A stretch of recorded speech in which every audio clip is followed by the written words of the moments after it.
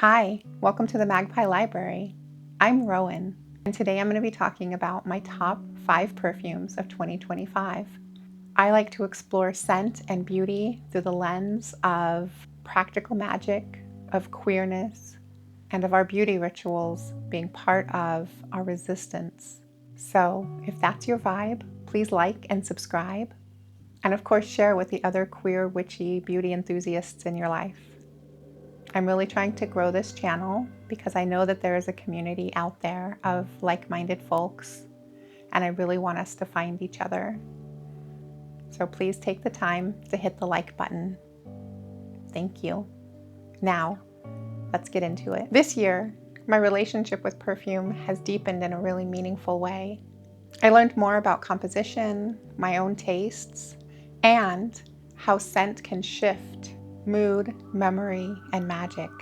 I discovered new perfume shops and spent time smelling in person, and had the joy of visiting perfume communities in different cities, like Perfumeology in Philadelphia and ZGO Perfumery in San Francisco, and spending a little time in Ministry of Scent. All of this reminded me just how alive and relational perfume can be. And I have to say, places like ZGO Perfumery and Perfumeology don't just sell perfume. They welcome you like family. The owners share their stories. They know their scents so deeply, and they are so generous with their time, knowledge, and their passion. These spaces and the people in them have become part of my perfume family, and that has deeply shaped how I experience scent and the perfume community. As always, I'm searching for the magic in every bottle. Not what just smells beautiful, but what feels transformative. I pay attention to the notes and the magical properties that they might carry, what can be channeled through botanicals, resins, woods, and spices. I think about correspondences, symbolisms, and energies. But it's not all about the notes. Sometimes it's about the vibes. Sometimes a scent just speaks to me, just taps into my power, into a memory, into an energy that I can't fully explain. It's simply my relationship to the scent.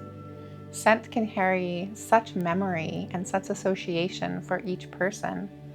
And I truly think that there's no wrong way to choose the magic in your perfumes. It's highly personal and deeply tied to your intention. What matters is how a scent makes you feel and what it awakens within you when you wear it. With all of that in mind, these are my top 5 perfumes of 2025. They weren't all released this year, but they are the scents that I reached for again and again. The ones that have stayed on my skin, in my thoughts, and in my rituals all year long. So let's get into them. Number 1, Beau by Lise. This is the only bottle I fully finished this year. Granted, it was a 10 milliliter, but I used every single drop. Beau is a green vanilla. It's foggy woods, quiet strength, with notes of sequoia redwoods, ancestral memory, longevity, and community. Cedar and Gaiac woods carry similar qualities, while vanilla brings comfort, love, and happiness. This scent is inspired by the Point Reyes redwood-filled coastline and its hidden artist's enclave. This scent brings me somewhere deeply personal, because this is where my community practices magic, lighting bonfires in celebration and in mourning, honoring all parts of life. This is a New Year's Day, eating oysters with some of the people I love most. My children racing the waves, buried up to their necks in sand. Smoke swirling, laughter carried on cold air. This perfume may not smell like this place exactly, but it carries me to it. Kaya Ocho by Fulton and Rourke. This scent is sweet and spicy and feels like dancing with friends. It's magic in the woods. It's moonlight on skin. It's laughter echoing through the trees. It's movement and heat and shared joy, with notes of rum for celebration, release, and altered states, tobacco for grounding pleasure and ancestral warmth, sandalwood for spiritual connection, sensual calm, and cinnamon for vitality, attraction, and empowerment. This is one of those perfumes that smells like being alive in your body. It carries all the best things: connection, rhythm, warmth, and the magic that only exists when you're surrounded by the people you love and trust. Another 13 by Le Labo. and 13 of Hearts by Juliana's Perfumes. I'm counting them as one because 13 of Hearts is a dupe, and I often wear them together. This is the ultimate Your Skin But Better. Your skin lit from within. Notes of ambroxan or musk for attraction and magnetism, while fruit notes invoke youthful curiosity and the sweetness of becoming. The Juliana's version has a subtle, possibly proprietary note that runs through many of their fragrances, barely perceptible, but deeply addictive. I actually prefer it to the original. This is Your Skin with a warm glow of magical magnetism. I've been told, you smell so good. Is that a perfume? That's what it is. People noticing without noticing why. Number 4, Ceramic by Andrea Mach. This is another skin scent, but where another 13 is warm and glowing, Ceramic is bright and fresh. It's skin that has been drenched in a lake and then sun-dried, clean but not scrubbed. All of your natural effervescence is still intact, but paired with a mineral crispness. With freesia, lily of the valley, musk, and amber, this perfume feels like clarity, light on water, like breathing deeply and realizing you are exactly where you need to be. Number 5, Naughty Nona by Sniff. Maybe it's because I'm recording this in December. Maybe it's because my grandmother passed away 30 years ago at this time of year, and I just think about her all the time. But I find myself wearing this or just opening it and sniffing it over and over again.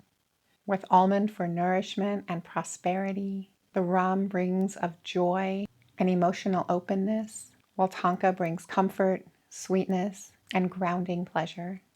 This scent brings me back to baking with loved ones.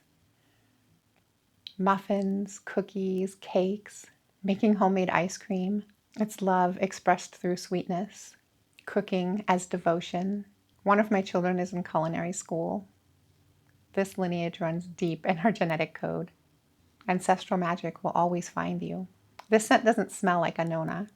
It smells like all of the lovely things that you would bake with your Nona and a good hearty jig of rum. It smells like being loved. It smells like togetherness in the kitchen. Sweet, boozy, and warm. I have one honorable mention, The Witching Hour by The Conjured Rose. This is probably my most worn fragrance, but I didn't include it in the main part because it's a perfume oil, and most of the perfume oils that I wear are small batch and local. But this one's accessible through aconjuredrose.com and also through some apothecary shops. It is deeply magical. My partner brought it for me when they traveled to Salem, and I wear it constantly. It smells like ritual, like smoke curling in the air, like incense clinging to your sleeves. Everything you would imagine when you think of doing magic by candlelight with your coven. So those are my 5 favorite scents of 2025. It was incredibly hard to narrow this down. Clearly I had a vibe this year, and a lot of my life fed into that. I also have body mists and my bedtime scents that I wear constantly, but I didn't count them here since they're part of my nightly ritual. If you'd like a video on those, just let me know. I'm really interested in what you want to hear about. And until next time, remember, self-care is magical resistance. Joy is resistance. Trans joy, queer joy, black joy, it's all resistance. Remember to tend to yourself as though you were sacred, because you are. Bye, friends.